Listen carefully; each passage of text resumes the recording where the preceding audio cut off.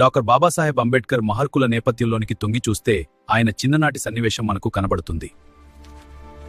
ఆయన చిన్నప్పుడు సతారా గ్రామంలో ఒక పాఠశాలలో చదివాడు. సంస్కృతం నేర్చుకోవాలనే కోరిక ప్రబలంగా ఉన్న అంబేడ్కర్కు అనుమతి ఇవ్వలేదు ఆయన టీచర్.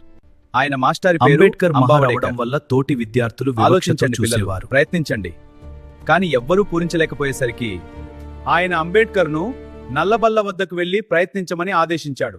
దయచేసి అక్కడ మా టిఫిన్ డబ్బాలున్నాయి. ఏందిరా ఆ నల్లబల్ల ముట్టి దానిపై రాస్తే మా తిండి మైలపడి వ్యర్థమైపోతుంది. అంటరాని వ్యవస్థ ఎంత తీవ్రమైన ఘోరమైన స్థాయిలో ఉండేదో దీనిని బట్టి మనకు అర్థమవుతున్నది.